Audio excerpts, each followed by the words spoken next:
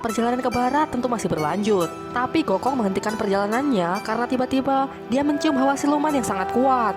Ternyata hawa siluman ini berasal dari segerombolan siluman laba-laba yang tengah mandi di sungai. Melihat pemandangan ini, tentu Sun Gokong sama sekali tidak senang. Ia berniat membunuh mereka sebelum mereka mencelakai manusia. Tapi Biksu Tong mencegahnya. Ia berkata, selagi siluman tidak mencelakai manusia, jangan bunuh mereka. Dan tentu saja Sun Gokong menurut. Ia pun mengurungkan niatnya untuk membunuh mereka. Kali ini kalian beruntung. Hari pun sudah malam dan mereka memutuskan untuk bermalam di sebuah kuil. Tiba-tiba Biksu Tong merasa haus. Dia pun menyuruh Wucing untuk keluar mengambil air. Tak lama setelah keluar, Wucing berteriak katanya dia melihat laba-laba yang sangat besar. Gokong pergi mengeceknya dan benar saja ternyata itu adalah siluman laba-laba. Gokong pun terlibat pertarungan sengit dengan siluman itu. Ternyata laba-laba raksasa cumalah pengalih perhatian. Sedangkan siluman yang lain kini telah berhasil menculik Biksu Tong. Penculik Biksu Tong adalah salah satu siluman laba-laba yang bernama Sese. Meskipun ia telah berhasil, tapi kini dia membutuhkan pengobatan dari ibunya akibat terkena pukulan telak dari Sun Gokong. Ternyata Sese sama sekali tidak memiliki niat jahat. Sese mengaku kalau tujuan dia melakukan ini hanya karena penasaran siapakah Biksu Tong di kehidupan sebelumnya. Dengan bantuan ibunya dan adiknya yang bernama En, ia pun kini mengetahui kalau di kehidupan sebelumnya Biksu Tong adalah salah satu murid dari Buddha Rulai. Namun Sese tidak menyerah. Ia masih mau mencoba lagi untuk melihat kehidupan sebelumnya sebelum menjadi Buddha. Tapi Sese sudah kelelahan. Ini akibat dia belum pulih sepenuhnya dari pukulan Sun Gokong. Karena melihat kegigihan Sese, Biksu Tong pun tersentuh. Ia pun mengatakan bersedia tinggal beberapa hari menunggu Sese pulih untuk bisa mencoba melihat lagi.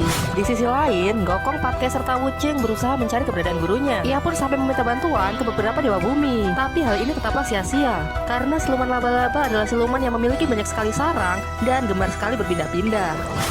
Singkat cerita, mereka pun mendapatkan informasi kalau siluman laba-laba sangat menyukai pria tampan dan sentimental. Dan dengan ilmu sihirnya, Sun Gokong pun mengubah wujudnya menjadi seorang pria tampan untuk memancing siluman itu agar keluar.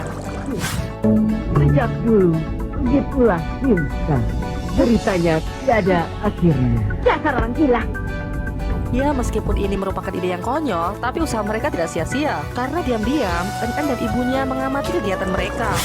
Singkat cerita, siluman laba-laba membawa mereka ke markasnya. Begitu masuk, Gokong pun langsung menunjukkan wujud aslinya. Dia menemukan gurunya dan hendak membunuh Sese. Tapi untunglah Biksu Tong mencegahnya. Ia mengatakan kalau siluman-siluman ini sama sekali tidak punya niat jahat. Dan pada akhirnya, ibu laba-laba pun menjelaskan tujuan mereka sebenarnya menangkap para pria adalah untuk mencari kekasih Sese. Tidak hanya itu, dia pun juga menceritakan masa lalu dari Sese. Diceritakan pada 500 tahun yang lalu, dia dan dua putrinya baru saja menyelesaikan ilmu yang membuat mereka memiliki wujud menyerupai manusia. Kemudian mereka tertarik untuk jalan-jalan ke dunia manusia. Singkat cerita, ketika mereka sedang berjalan-jalan, Sese melihat para siswa sedang belajar di luar kelas. Dia pun penasaran dan sangat tertarik untuk ikut belajar. Besoknya, dia menyamar menjadi seorang pria dan datang ke sekolah tersebut. Gurunya pun menjelaskan kalau dia hendak ikut belajar, dia harus membayar uang SPP. Kemudian dengan polosnya, Sese pun bertanya, uang itu apa? Sontak semua siswa pun tertawa, kecuali seorang siswa yang tiba-tiba berdiri dan menyanggupi bahwa dia yang akan membayar uang SPP dari Sese. Siswa ini bernama Yiso, dan diam-diam Sese menaruh simpati padanya. Belum lama ikut belajar, dia pun sudah membuat masalah. Dia bertengkar dengan salah satu siswa dan memukulnya hingga terlempar jauh. Sialnya guru mereka pun tahu, dan ketika hendak menghukum Sese, Yiso melindunginya dengan mengatakan bahwa Yiso lah yang memulai perkelahian. Akibatnya, kini dia dihukum untuk menyalin kitab 500 kali. Sese yang merasa tidak enak menghampirinya dan membuatkannya secangkir teh.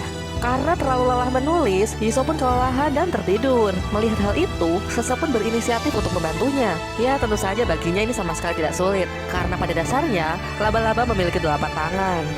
Hari pun sudah pagi, dan ketika Yiso tersadar, dia sangat kaget karena tulisannya kini sudah selesai. Ia pun mengatakan tulisan Sese sangat bagus, dan tidak seperti yang dikatakan orang-orang, Sese pun sebenarnya adalah siswa yang sangat pintar.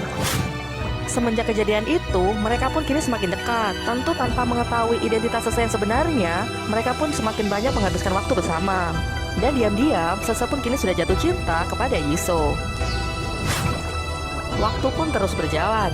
Dan suatu hari, ketika mereka sedang jalan-jalan, tidak sengaja Yiso pun terperosok ke dalam jurang. Ya, tentu saja, secara spontan, Sese pun menyelamatkannya dengan menggunakan kekuatan siluman yang ia miliki. Dan pada akhirnya, identitas aslinya pun terbongkar. Setelah mengetahui semua kebenaran tentang Sese, Yisou pun tidak meninggalkannya. Ia justru jatuh cinta dan berniat ingin menikahi Sese. Sehingga kini mereka pun menjadi kekasih yang saling jatuh cinta. Akan tetapi, kebahagiaan mereka itu tidak berlangsung lama. Karena seorang biksu pembasmi siluman mengetahui keberadaan Sese. Dengan kesaktian yang ia miliki, biksu itu pun melemahkan kekuatan Sese. Dan tidak hanya itu, dia pun mempengaruhi seluruh warga desa untuk membakar Sese. Yisou yang mengetahui hal itu mengejarnya dan mencoba melindunginya. Aku mohon jangan bakar dia.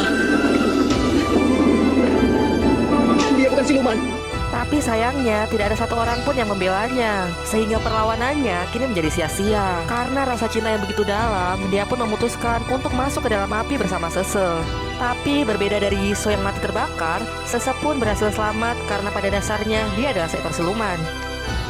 Kini semua orang sangat terharu dengan cerita Sese. Semua orang kecuali Sun Gokong yang sama sekali tidak mengerti soal percintaan. Kemudian Patke tiba-tiba teringat kalau Sun Gokong itu mengenal Raja Akhirat. Ia pun memohon agar Gokong mau menemui Raja Akhirat dan bertanya Yisou bereinkarnasi menjadi siapa. Awalnya dia menolak, tapi karena semua orang memohon, termasuk gurunya sendiri, dia pun tidak punya pilihan. Gokong pun pergi ke akhirat dan dia mendapatkan informasi kalau Yisou sudah bereinkarnasi di negeri bernama Sichuan. Karena negeri Sichuan searah dengan perjalanan Biksu Tong, mereka pun memutuskan untuk pergi bersama. Sepanjang perjalanan, Gokonglah yang paling merasa tidak nyaman. Ia merasa kalau siluman-siluman ini sama sekali tidak mengerti tata krama, menjulurkan lidahnya ke sana kemari dan memakan nyamuk. Kemudian Gokong protes ke gurunya, tapi dia malah kena ceramah. Biksu Tong berkata, janganlah merasa dirimu yang paling baik. Kalau siluman bertingkah seperti itu karena memang sudah kodratnya, dan Gokong sama sekali tidak berhak untuk memprotes hal itu. Gokong pun sangat kesal, dia pun pergi meninggalkan mereka.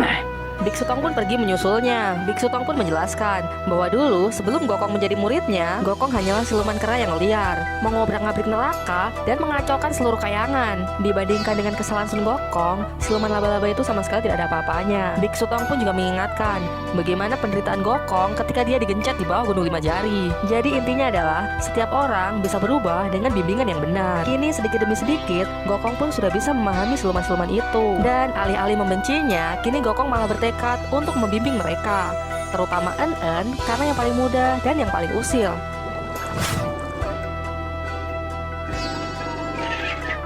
Kau main lagi dengan pakaian tidak sopan. Gokong pun pergi mencari En-En dan mulai menceramahinya. Tentu ini hal yang sangat tidak mudah. En-En pun sempat melawan dan dia berakhir dengan kakinya dipukul oleh Sun Gokong. Dasar jahat, anak jelek, aku nggak boleh bunuh kamu, karena kamu putus. Karena kakinya sedang terluka, En-En pun tidak bisa ikut melanjutkan perjalanan. Ia menetap di kuil ditemani Sun Gokong. Di kuil, Gokong mengajari En-En mengenai ajaran Buddha. Ya, tapi nampaknya En-En sama sekali tidak tertarik. Tak ingin mati bosan, Gokong pun mengajaknya berkunjung ke Gunung Wako. Di sana, mereka bermain dan bersenang-senang bersama.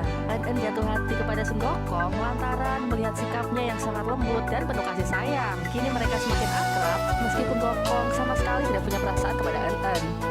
Di tempat lain, rombongan Sese pun berhasil menemui ayah Yisou. Ayahnya menceritakan bahwa sejak kecil, Yisou bersikap sangat aneh. Dia sangat marah ketika ada orang yang merusak rumah laba-laba. Beranjak dewasa, sikapnya pun kini semakin aneh. Dia sering pergi ke danau dan berkata bahwa dia sedang menunggu seseorang. Dan sudah bertahun-tahun yang lalu, dia ditemukan sekarat di kamarnya. Sebelum meninggal, dia pun mengucapkan dua kata terakhir. Dua kata itu adalah Sese. Air mata pun kini sudah tidak dapat dia bendung lagi, karena sudah mencari sekian lama, namun dia terlambat. Di sisi lain, Gokong pun sudah kembali dari Gunung Wako. Ia pun melanjutkan untuk mengajari En-En tentang ajaran Buddha. Tapi di tengah-tengah pembelajaran mereka, datanglah siluman ayam. Dia adalah teman En-En. Dia kini menagih janji En-En yang katanya dia mau diajak kencan asalkan siluman ayam mampu menangkap 100 ekor nyamuk. Tapi En-En menolaknya. Dia malah berkata katanya dia harus mencari 1000 ekor lagi. Pelajari bahasa trader sejati dengan Kemudian All in dengan Trade. raut Kantor wajah yang adalah sangat tempat kecewa, favorit Anda. rombongan Sese Fix. pun kembali. Mereka pun menceritakan semuanya kepada Sun Gokong. Dan rencana mereka selanjutnya adalah pulang. Di perjalanan, mereka melihat kuil yang sangat ramai. Ialah kuil Dewa Bulan. Warga setempat mengatakan, kalau kita berdoa di kuil itu, maka doa kita akan segera terkabul. Dan Sese pun tertarik. Aku ingin ada di sebelumnya doaku. Aku menderita 500 tahun lebih lamanya. Tolong katakan, di manakah seorang yang sudah ada? Agar kami bisa bersama kembali. Setelah Setelah itu, Patya dan Wucing datang kepada Gokong. Mereka meminta kepada Gokong untuk pergi menemui Dewa Bulan dan menanyakan bagaimanakah kisah cinta Sese. Karena mereka tak tega melihat Sese terus-terusan murung. Tapi Gokong dengan tegas menolaknya karena dia sama sekali tidak mengerti mengenai urusan percintaan. Sekarang, mau melakukannya tidak? Ayo jawab. Tidak. Mau minum keras kepala. Aku sangat membencimu. Mulai sekarang kau petik pisangmu sendiri. Tapi diam-diam, Gokong terus mempertimbangkan hal itu. Dan akhirnya tibalah keputusan bahwa dia pergi menemui Dewa Bulan. Awalnya Dewa Bulan benar-benar tidak membuka mulut, karena menurutnya ini adalah rahasia langit. Tapi karena Gokong sangat nakal dan dia terus mengganggunya, akhirnya Dewa Bulan mengatakan suatu rahasia, yaitu kalau mereka terus berjalan ke barat, mereka akan menemui Yiso. Setelah itu Gokong pulang dan menceritakan kepada semuanya, termasuk kepada Sese. Mereka semua pun sangat senang dan segera bergegas menuju ke arah barat. Setelah cukup lama berjalan, tibalah mereka di sebuah desa. Namun warganya sama sekali tidak ramah. Mereka mengguyur rombongan biksu penuh dengan darah dan menyerangnya dengan sangat brutal. Untunglah dengan sigap Gokong melakukan perlawanan, sehingga membuat seluruh warga desa kabur ketakutan. Kemudian mereka memasuki sebuah rumah makan. Namun tidak ada orang di sana. Di tengah kebingungan mereka, Sese menemukan sebuah lukisan yang sangat mirip dengan Yiso. Tiba-tiba Gokong mendengar suara di bawah meja. Dan benar saja, ternyata di sana ada orang yang bersembunyi. Lalu Gokong memaksanya untuk bercerita tentang keanehan di desa ini dan siapakah pria yang ada di lukisan itu. Orang itu mengatakan bahwa warga desa sangat anti dengan siluman. Dia juga mengatakan kalau pria dalam lukisan itu adalah sang pembasmi siluman. Di mana ada siluman, maka dia pasti akan datang. Sese yang sadar kalau pria yang dikatakan sebagai pembasmi siluman itu adalah Yiso. Namun dia masih yakin kalau Yiso akan mengenalinya dan tidak akan membunuhnya. Malam harinya, secara diam-diam, Sese menebarkan bahwa silumannya sangat kuat dengan harapan untuk memancing sang pembasmi siluman agar mau muncul. Tak lama kemudian, pembasmi siluman pun muncul. Dan benar saja, ternyata pembasmi siluman itu benar-benar Yiso. Sese berusaha bicara dan memperkenalkan diri, tapi Yiso malah menyerangnya dan malah hendak membunuhnya. Kau pikir aku bodoh? Mati. Namun untunglah, Sun Gokong dan yang lainnya datang tepat waktu. Ia datang menghentikannya dan kini semuanya berusaha mengingatkan Yiso. Kau sungguh-sungguh tidak ingat apapun? Dan singkat cerita, berkat kata-kata Sese, Yiso berhasil mengingat semuanya. Kemudian kau... Ya, itu.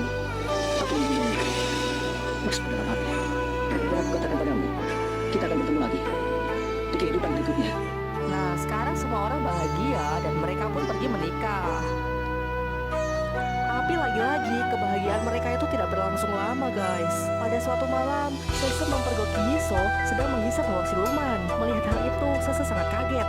Dia baru menyadari bahwa Yiso ternyata adalah seekor siluman lipan. Tujuan sebenarnya dia menangkap para siluman adalah untuk menghisap hawa siluman mereka yang berguna untuk menambah kesaktian yang ia miliki.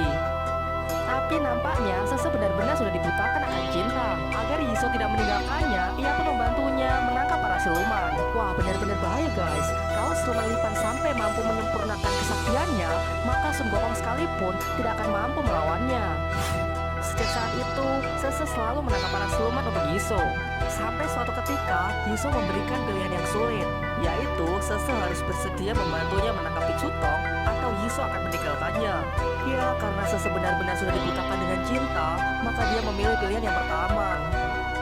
Di tempat lain, kini siluman ayam tengah bersedih karena dia sadar cintanya tidak dibalas oleh En-en. Setelah cukup lama berpikir, tibalah dia pada suatu kesimpulan, yaitu cinta itu tidak harus memiliki, asalkan bisa melihat orang yang kita cintai bahagia, itu sudah cukup. Singkat cerita, siluman ayam pun mengetahui kalau En-en sangat menyukai Sun Gokong. Oleh karena itu, dia mengubah wujudnya, lalu menemui En-en dan menyatakan cinta agar En-en merasa bahagia. Aku cinta padamu.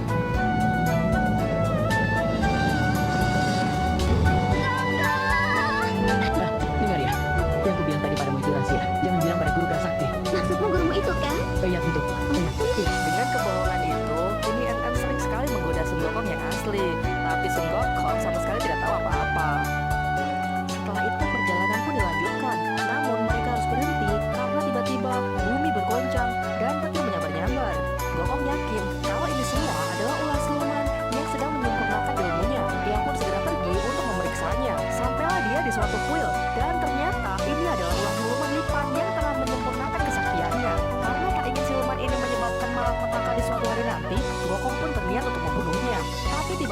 Sese datang untuk mencegahnya. Dan Gokong baru tahu kalau ternyata siluman lipan ini adalah Yiso. Melihat Sese yang bersikeras melindunginya, hati Gokong pun tersentuh. Dan dengan terpaksa, akhirnya dia pun melepaskan siluman itu. Setelah Gokong kembali, dia menceritakan apa yang baru saja dia alami kepada semuanya. Tapi mereka semua malah merasa senang karena mereka berpikir bahwa Sese akhirnya bisa bersatu dengan sesamanya, yaitu sesama siluman. Suatu ketika, Cupatkai mendapatkan tugas mengambil air di sungai. Di saat yang sama, Yiso pun datang untuk memanfaatkan hal ini. Dengan kesaktiannya, dia menyamar menjadi Cupatkai. Sebenarnya, Yiso sudah hampir menyempurnakan kesaktiannya.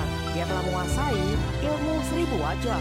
Dia bisa meniru wajah siapapun dan bahkan bisa membaca pikirannya. Dengan menyamar sebagai Patkai, dia pun menjalankan rencananya untuk menculik Biksu Tong karena ia meyakini kalau memakan daging Biksu Tong bisa membuatnya hidup abadi. Untunglah Patkai yang asli segera kembali. Dia memberitahu Gokong dan kini dia segera mengejar siluman itu.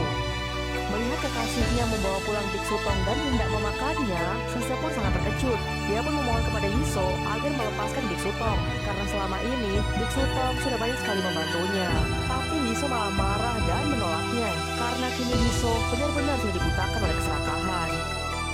Akhirnya sampailah Gokong di markas siluman lipan. Tapi betapa terkejutnya dia ketika melihat gurunya menjadi dua. Ternyata siluman lipan sangat licik. Dia mengubah wujudnya menjadi Biksu Tong. Secara penampilan, bahkan suara mereka sama sekali tidak bisa dibedakan. Kemudian Gokong mengaktifkan mata apinya untuk melihat guru yang asli. Namun, penyamaran siluman ini sangat sempurna. Mata sakti Gokong sama sekali tidak bisa membedakannya. Ia pun menanyakannya pada Sese. Namun Sese berkata dia juga sama sekali tidak bisa membedakan. Kemudian Sun Gokong menggunakan cara lain, yaitu mengetes pengetahuan mereka dengan mengajukan beberapa pertanyaan yang dia yakin hanya Biksu Tong yang aslilah yang dapat menjawabnya. Sekarang katakan, siapa kakak angkatku? Siluman kerbau. Siapa yang kau cintai saat aku di kayangan? Cangkul. Guru selalu mengatakan kita harus menghargai kehidupan. Apa kelanjutannya? Semua kehidupan adalah suci. Apa jabatanku saat di kayangan? Kau seorang panglima. Bagaimana aku selalu menyebut diriku? Kau biasa bilang aku adalah Subgokong, kerasakti dari Gua Suliang di Gunung Huagu. Bagaimana aku memanggil Kak Koko kalau aku sedang kesal? Kratolong. Tapi hal ini juga sia-sia karena siluman lipan memiliki pikiran yang sama dengan orang yang dia tiru.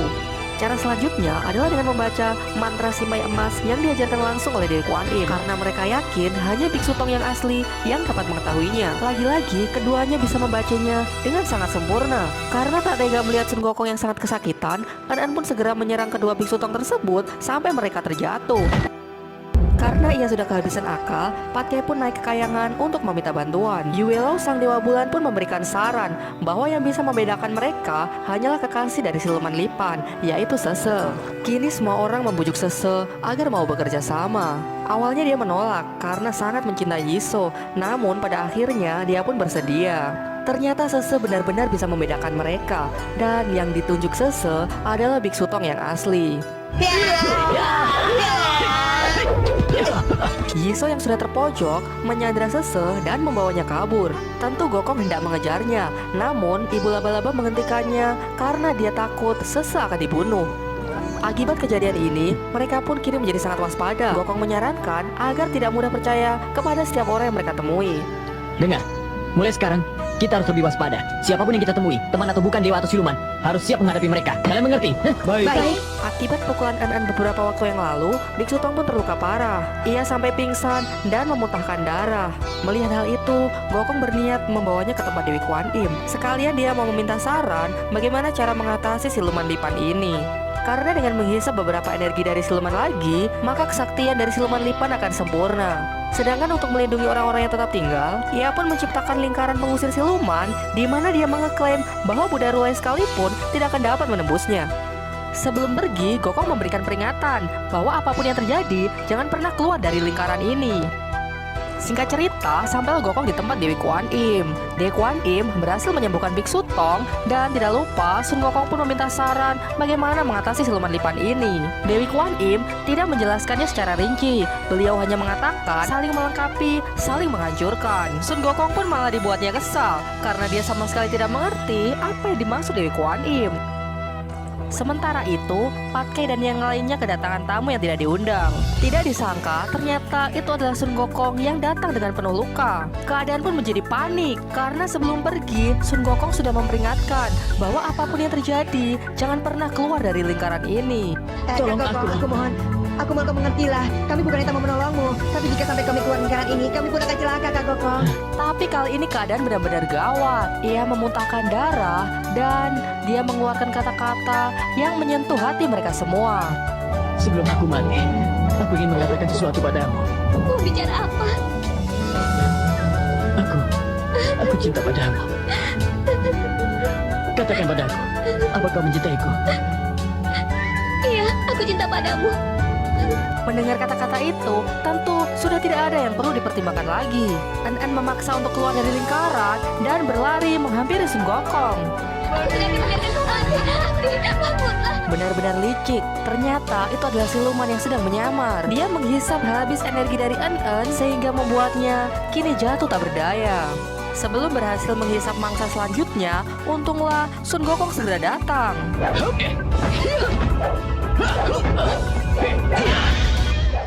pelajari bahasa Meskipun siluman berhasil diusir, tapi En kini terluka parah.